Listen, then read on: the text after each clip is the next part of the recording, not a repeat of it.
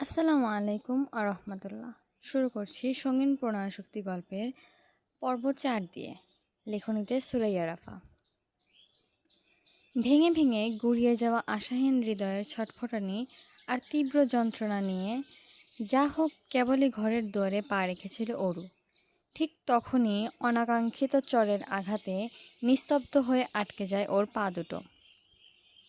5 আঙ্গুলের শক্ত ছাপ লেগে যায় নরম তুলতুলে আদুরে গালে। রক্ত জমে ফর্সা গালটা মুহূর্তেই ধারণ করে কালচে বেগুনি রঙে। গালটা বড্ড জ্বালা করছে, তবে সেদিকে হুঁশ নেই অরুর। মাথার মধ্যে কুণ্ডলি পাকানো হাজারো চিন্তাদের পাছে ফেলে দিয়ে শুধু একটা প্রশ্নই বারবার উগরে দিচ্ছে ওর মস্তিষ্কটা। কি করেছি আমি? অরু যে এতটা ব্যথা পেয়েছে, নিজ গালে হাত দিয়ে ছলছল নয়নেভাবে বোকাদের মতো তাকিয়ে আছে, তার কোনোটাতেই আপাতত ধ্যান নেই অনুর। রাগের তোপে এখনও শরীরটা রিরি করছে ওর। ইচ্ছা তো করছে অন্য গালে আরও একটা চর বসিয়ে দিতে। অনু রাগে ফোঁসফোঁস করছে দেখে অরু কেঁদেই ফেলল। ঠোঁট উল্টে অস্পষ্ট সুরে বলল, কি করেছি আমি? এভাবে মারলি কেন আমায় তুই? পৃথিবীতে কি মার খাওয়ার জন্য আমি জন্মেছি? অনু দাঁতে দাঁত পিষে বলল, আমি ছাড়া আর কে মারে তোকে বল। ওরও বলতে চাইল, কে আবার? এবারে ছোট কর্তা। দেশে থাকতে তো সকাল সন্ধ্যা গায়ে হাত তুলত। যদিও সে বহু অতীতের কথা, সে কারণে অরু সেসব ভাবতে চায় না। তাই মুখ ফুটে বলল, অযথা কারণ ছাড়া কেন মারবি আমাকে? কই, কখনো তো কারণ ছাড়া ভালোবাসিস না, সারাক্ষণ ঝাড়ির ওপর রাখিস। আমি কি তোর সৎবোন আপা? অনুর রাগের অঙ্গারে যেন একটু একটু ঘি ঢালছে এই মেয়ে। ক্রমশ মেজাজটা খারাপই হয়ে যাচ্ছে। অনু কিরমিরিয়ে বলল, একদম পাকামি করবি না অরু। আচ্ছা, তোর কি মায়ের জন্য আদৌ কোনো চিন্তা আছে বলতো আমায়? নেই, তাই না? এভাবে কেন বলছিস আপা? বলেছি কারণ তুই একটা হাঁদারাম, আর আমি কিনা তোর উপর ভরসা করে এত বড় একটা দায়িত্ব দিয়েছি। কি করেছি প্লিজ খুলে বলবি? চেঁচিয়ে ওঠে অরু। অনু এগিয়ে গিয়ে টেবিল থেকে ল্যাপটপটা এনে ওর হাতে তুলে দেয়। নিজের চোখেই দেখে নে কি করেছিস। ল্যাপটপের ফ্রন্ট স্ক্রিনে ইমেইলের ইনবক্স ভাসছে, সেই সাথে কতগুলো নতুন মেল, সবগুলো আমেরিকা থেকে এসেছে। যা দেখে অরুর কান্না ভেজা চোখ দুটো খুশিতে চিকচিক করে ওঠে। ও কাঁদতে কাঁদতে বলে, আপা, কোম্পানি থেকে মেল এসেছে। ওরা মাকে উন্নত চিকিৎসার জন্য ইউএসএ নিয়ে যাবে। এটা তো খুশির খবর। অনু একটা দীর্ঘ নিঃশ্বাস ছেড়ে রাগ মিশ্রিত গলায় বলে, হ্যাঁ, এটা খুশির খবর, কিন্তু এই মেলটা আরও 1 মাস আগে এসেছে। ওরা ভিসা টিকিট সব পাঠিয়েও দিয়েছে। এই সপ্তাহেই ফ্লাইট। আজ কৌতূহলবশত আমি যদি মেইলের ইনবক্স না চেক করতাম, তাহলে এই টিকিট আর ভিসা আমাদের আর কোনো কাজেই আসতো না। কারণ গত একটা বছর ধরে তুই শুধু রোবটের মতো মেল পাঠিয়েই গেছিস, কখনো ইনবক্স কিংবা আদার বক্সটা চেক পর্যন্ত করে দেখিসনি। যদি আমি এটা আরও 1 সপ্তাহ পরে চেক করতাম, তাহলে আমাদের মায়ের চিকিৎসার কি হতো বল আমাকে? অনুর রুষ্ট চিৎকারে শুনে কেঁপে ওঠে অরু। ওর এই মুহূর্তে কিছু বলার নেই। প্রথম কয়েক মাস ইনবক্স চেক করেও কোনো লাভ হয়নি, তাই ও ধরেই নিয়েছিল এই ইমেইলের কোনোরূপ প্রতিক্রিয়া আর আসবে না। অতএব প্রতিদিন ইনবক্স দেখে দেখে আশাতীত হওয়ার কোনো মানেই হয় না। এতে কষ্টটা দ্বিগুণ হয়ে হৃদয়ে জেঁকে বসে। কিন্তু সকল চিন্তাভাবনার ঊর্ধ্বে গিয়ে এমন কিছু হবে, সেটা অরু কল্পনাতেও ভাবেনি। ও আরও একবার সচকিত চোখে ল্যাপটপের মেইলটায় চোখ বোলালো। সকল নিয়ম নীতি হলফ করার শেষে একেবারে নিচে ছোট ছোট অক্ষরে লেখা, মিস্টার প্রত্যয় Hasan, CFO of JK group of industry. Aru নামটা দ্বিতীয়বার আওড়ায়। প্রত্যয় হাসান, ইনি কি আপা? অনু ঠোঁট উল্টে বলে, হবে হয়তো কোম্পানির দায়িত্বরত কেউ। অরু একে একে সবগুলো টিকিট চেক করলো। তার মধ্যে অরোরা শেখ নামেরও টিকিট রয়েছে।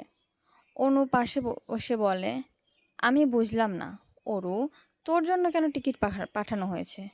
তুই অবশ্য না গেলেও হতো। অরু আশ্চর্য হয়ে পেছনে চাইল। কি বলছিস আপা? তোরা অত দূর চলে যাবি, আর আমি এই ফাঁকা কৃতিকগঞ্জে একা একা থাকবো? ভূতেরা আমাকে আস্ত রাখবে বলে তোর মনে হয়? তুই এটা বলতে পারলি আপা? আমি নির্ঘাত তোর সৎ বোন। হয়েছে, আর ড্রামা বন্ধ কর। আমি কেন বলছি সেটা শুধু আমিই জানি। কেন বলছিস? যতই উন্নত চিকিৎসা হোক না কেন, মায়ের কাছাকাছি সবসময় আমাকেই থাকতে হবে। তাহলে বিদেশের বাড়ি তোকে আমি কার কাছে রেখে যাব বল? তার উপর কৃতিক ভাইয়া মানুষটা সুবিধার না। অরু মৃদু হেসে অনুকে আশ্বাস দিয়ে বলে, আমি কি আর ছোট আছি রে আপা? আমি ঠিক সব পরিস্থিতি ম্যানেজ করে নেব, দেখিস তুই। তাছাড়া এতগুলো বছর পর তিনি নিশ্চয় আগের মতো নেই।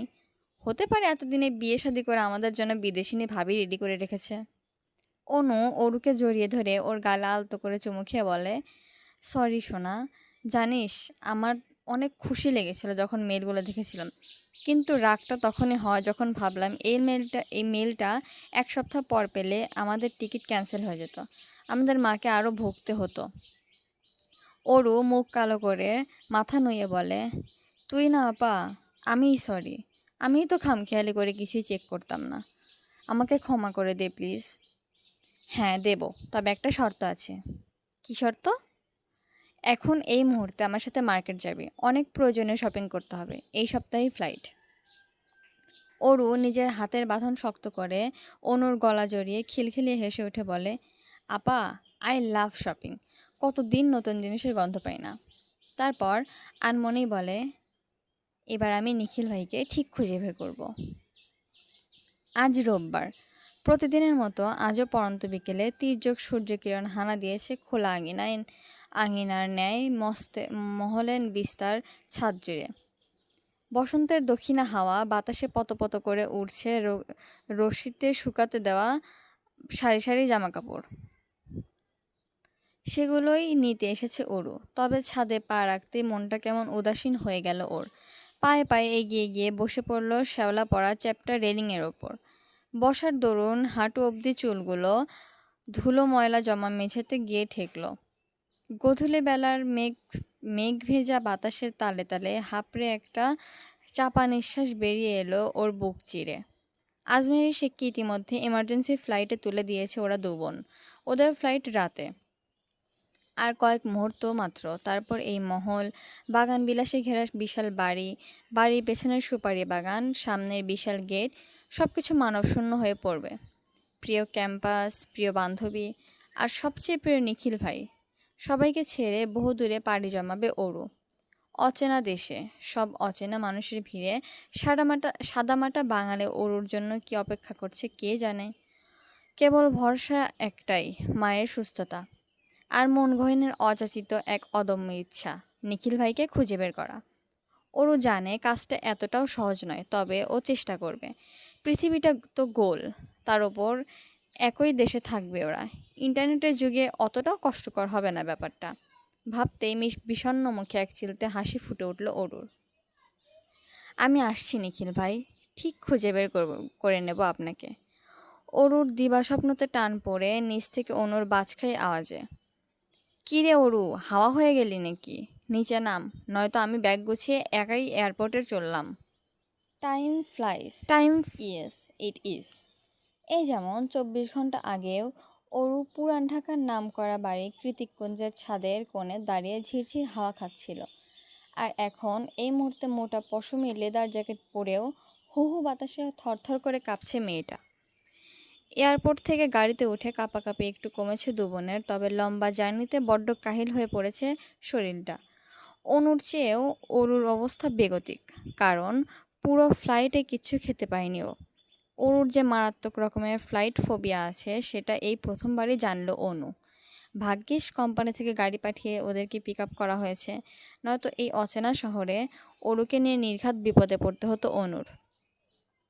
অনু অরুকে নিয়ে দুশ্চিন্তা করলেও অরুর মনে অন্য কথা চলছিল। ও ভাবছে তিথি আর নীলিমার কথা। সেদিন অযাচিত কিছু কথা মুখ ফুটে বলে দেওয়ার পর আর মুখোমুখি হয়নি ওদের। নিজের আত্মগ্লানি ওকে আটকে রেখেছিল। যাদের সামনে সবসময় নিজের নির্ভীক ব্যক্তিত্বটা ধারণ করে এসেছে, তারাই কিনা ওকে নিচু চোখে দেখবে, ফ্রড ভাববে। এসব ভাবতেই লজ্জায় চোখ মুখ বুজে আসে অরুর। যার জের ধরে এত দূর চলে এসেছে, তবুও নিজের বান্ধবীদের একটাবার জানায়নি পর্যন্ত। বরং অরুর মনে হচ্ছিল দেশ ছেড়ে চলে গেলেই ভালো হবে। তিথি আর নীলিমার মুখোমুখি হতে হবে না আর, ও বেঁচে যাবে। সান ফ্রান্সিসকোর শহুরে পরিবেশ ছাড়িয়ে আরও প্রায় ঘণ্টাখানেক গাড়ি চলল। নির্জন হাইওয়ে রাস্তার মাঝখানে দুই একটা প্রাইভেট কার ছাড়া আর কিছুই চোখে পড়ল না ওদের। কিছু দূর পর পর রাস্তার কোল ঘেঁষে দুই একটা ওয়ালমার্ট আর ম্যাকডোনাল্ডসের ক্যাফেটেরিয়া দেখা গেল, তবে সেগুলোও জনমানব শূন্য। এছাড়া রাস্তার দুপাশে যা চোখে পড়ে তা হলো উঁচু নিচু পাহাড় আর সারি সারি ওয়াইল্ড মিল। তবে চারিপাশের পরিবেশে প্রাণ জড়িয়ে দেবার মতোই সুন্দর। আঁকাবাঁকা পাহাড়ি রাস্তাগুলো পরিষ্কার তকতকে, দেখে মনে হচ্ছে আজই পিচ ঢালা হয়েছে এতে। অথচ বাংলাদেশ হলে মানুষের গিজগিজ আর ময়লা আবর্জনায় রাস্তার মুখখানা পর্যন্ত দেখার উপায় নেই। যেতে যেতেই অরু বোধ করল এদেশে মানুষ যতটা শৌখিন ঠিক ততটাই পরিশ্রমী। আসলে ওখানে অরুর কোনো দোষ নেই, প্রথম পরিচিতিতে মানুষের ভালো দিকগুলোই নজরে বেশি আসে।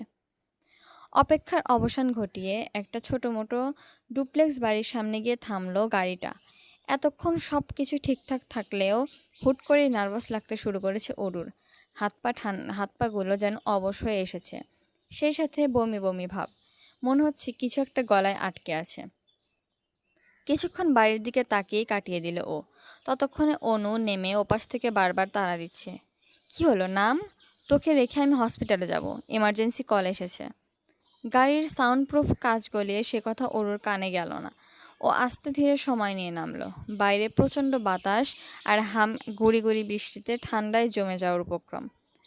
অরু নামলে ড্রাইভারের মতো লোকটা একটা কার্ড ধরিয়ে দিয়ে বলল, this is house password. Aru মাথা কাত করে কার্ডটা নিল। অনু এগিয়ে এসে অরুকে বলল, তাড়াতাড়ি চল, জমে যাব নইলে। অরু এখনও নিশ্চুপ, শুধু উপর নিচ মাথা নাড়িয়ে সায় জানালো।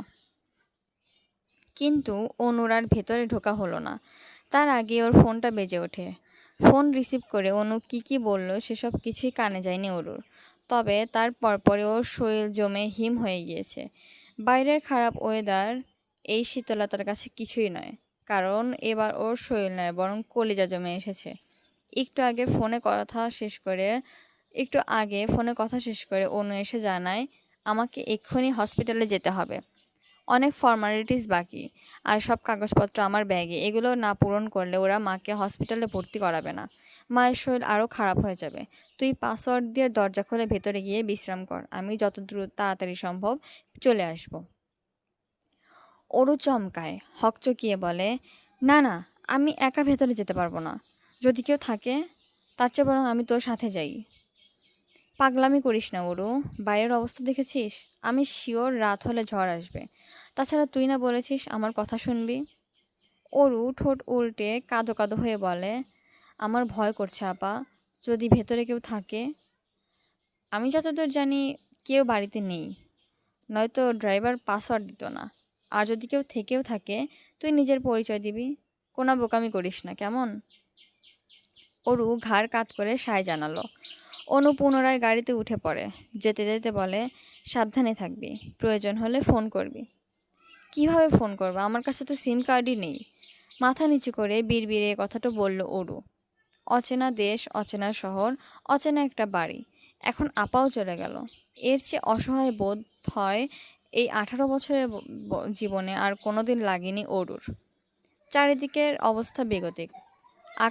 আকাশটাও কালো মেঘে ঢেকে ঘুটঘুটে অন্ধকার হয়ে গেছে। এখানে দাঁড়িয়ে থাকা আর উপায় নেই, তাই তো দুরু দুরু বুকে ফ্রেঞ্চ গেটটা খুলে ফ্রন্ট ইয়ার্ড থেকে পা টিপে টিপে সদর দরজার কাছে গিয়ে দাঁড়ায় অরু। তারপর কার্ডে টুকে দেওয়া পাসওয়ার্ড দিয়ে দরজা খোলেও। আশ্চর্য হলেও সত্যি পাসওয়ার্ডটা ছিল খুবই কঠিন। কে এত বুদ্ধি খাটিয়ে কৌশলী পাসওয়ার্ড সেট করেছে সেটাই আপাতত ভাবছে অরু। তবে ওর ভাবনা বেশিক্ষণ স্থায়ী হলো না। তার আগেই সদর দরজা খুলে গেল। ভেতরে প্রবেশ করে চারিদিকে একবার ভালো করে চোখ বুলিয়ে নিল অরু। কেউ নেই বাড়িতে। লোকালয় ছাড়িয়ে অনেকটা নির্জন পরিবেশে ছোট্ট একটা ডুপ্লেক্স বাড়ি। নিচতলার পুরোটা জুড়ে বিশাল হলরুম, তার একপাশে আধুনিক ধাঁচের কিচেন কাউন্টার। কাউন্টারের সামনে সেট করা দুটো বারস্টুল। কিচেন আর হলের মাঝে কোনো দেয়াল নেই, বরং কিচেন কাউন্টারের সামনেই গোলাকার ডাইনিং হল হল রুমের ঠিক অন্য মাথায় কিছু আধুনিক কারুকাজ করা নরম সোফা আর ডিভানের ওপর এবড়োথেবড়ো হয়ে পড়ে আছে একটা কুমড়ো সাইজের কালো রঙের হেলমেট। তার সামনে বিশাল মনিটর, টিভি হবে হয়তো, কিন্তু এত বড় টিভি দেখে কে ভাই? ভ্রুজোড়া কুঁচকে গেল অরুর। সামনের দিকে ভালো করে পর্যবেক্ষণ করে পেছনে চাইল ও, দেখল দক্ষিণ দিকের দেওয়ালটা পুরোটাই কাচের। অরু ঠোঁট উল্টে মিনমিনিয়ে বলল, বোরিং, প্রয়োজনের বাইরে কোনো জিনিসই নেই। এত সুন্দর বাড়িটা আমার হলে আমি মন ভরে সাজাতাম। আপাতত আর কিছুই দেখার ইচ্ছে নেই ওর, শরীরটা বড্ডই ক্লান্ত। বাড়িতে কেউ নেই ব্যাপারটা বুঝে উঠতেই কাচুমাচু ভাবটা কমে গিয়ে ঝড়ঝরিয়ে দ্বিগুণ ক্লান্তি নেমে এসেছে শরীর জুড়ে। কাচের চকচকে সিঁড়ি বেয়ে ওপরে উঠে কোনো মতে ভারী জামাকাপড় পাল্টে প্লাজো আর টি শার্ট গায়ে জড়িয়ে শরীরটাকে ছেড়ে দিল নরম বিছানা আর কমফোর্টারে ভাসে। অরু, এই অরু, অরু! সুন্দর ভেলভেটের ন্যায় নরম বিছানার মধ্যে থেকেই নড়ে চড়ে উঠল ঘুম কাতরে অরু। অরু! অনেক দূর থেকে আবার আওয়াজ ভেসে আসছে। মনে হয় সকাল হয়েছে, তাই তো প্রতিদিনের মতোই এত ডাকাডাকি। কিন্তু আজ ঘুমটা বড্ড ভারী লাগছে, চোখ খোলাই যাচ্ছে না। এত নরম কেন লাগছে বিছানাটা? মনে হচ্ছে শরীরটা টানছে নিজের দিকে। অনু আবারও ডাকে শব্দ করে, অরু, ওঠ তাড়াতাড়ি। ঘুমের মাঝে অরু বলে ওঠে, ঘুমাতে দে না আপা, এই বিছানাটা অনেক নরম আর এই কুশনের গন্ধটা চন্দন কাঠের মতো। এই বলে কুশনে নাক ডুবিয়ে আবারও লম্বা শ্বাস টানে অরু। এদিকে অরুর কাণ্ডে অনুর লজ্জায় জান যায় যায় অবস্থা। ও চোখ খিচে অস্পষ্ট সুরে বলে, অরু ওঠ, এটা তোর রুম নয়। আর না তুই বাংলাদেশে আসিস, আমরা আজ সন্ধ্যায় আমেরিকা এসেছি, ভুলে গেছিস? আর এই মুহূর্তে তুই অন্য কারো রুমে ঘুমিয়ে আছিস। অনুর শেষ কথাটা একবারে ছক্কা লাগার মতোই অরুর মস্তিষ্কে গিয়ে লাগলো। সঙ্গে সঙ্গে ধরপড়িয়ে উঠে বসলো অরু। মুখের কোণে জমে থাকা লালাটুকু মুছে শুষ্ক ঢোক গিলে হাঁপাতে হাঁপাতে বলল, কি বলিস আপা, কার রুমে আমি? অনু আর চোখে দরজার দিকে তাকালো। অরু ওর দৃষ্টি অনুসরণ করে সেদিকে চাইল। দেখল ফুল স্লিভ সাদা টি শার্ট আর একটা ব্ল্যাক ট্রাউজার পরিহিত লম্বা মতো লোক। অরু এক পলকে এই সুদর্শন পরিচিত মুখটা ধরতে পেরেছে। এটা অন্য কেউ নয় বরং স্বয়ং জায়েন কৃতিক চৌধুরী।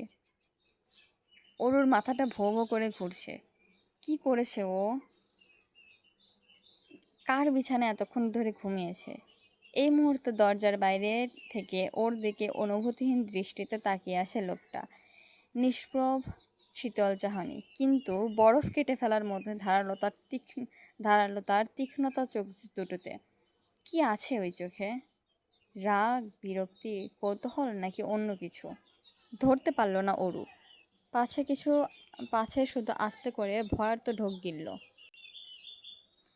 তাড়াতাড়ি চল, আমাদের রুম অন্য পাশে। অনু তাড়া দিতেই অরু তড়িঘড়ি করে উঠে অনুর পেছন পেছন চলে যায়। যাওয়ার সময় খুব সতর্কে আরও একবার পেছনে তাকায় ও। পেছনে তাকাতেই হুট করে চোখাচোখি হয়ে যায় ওই রহস্য ঘেরা চোখ দুটোর সঙ্গে। সঙ্গে সঙ্গে হৃদয়টা কেঁপে ওঠে ওর। করিডোরের মাঝ বরাবর পকেটে হাত গুজে দাঁড়িয়ে এখন একইভাবে তাকিয়ে আছে কৃতিক। ওর আর তাকানোর সাহস পেল না। দাঁত দিয়ে নখ কামড়াতে কামড়াতে অন্য রুমে ঢুকে পড়ল ও। ওরা চলে যেতেই কৃতিকও নিজের রুমের দিকে পা বাড়ায়। রুমে ঢুকতেই ফ্লোরে পড়ে থাকা মেয়েদের কাপড় চোপড়ে পা আটকে যায় ওর। সেগুলো এক প্রকার ইগনোর করেই বিছানায় গা এলিয়ে দিল ও। কুশনটা এখনও অরুর লালায় ভিজে আছে। তার ঠিক পাশেই সুতোর মতো আটকে আছে একটা লম্বা চুল। কৃতিক চুলটা হাতে তুলে ধরে স্বাভাবিকের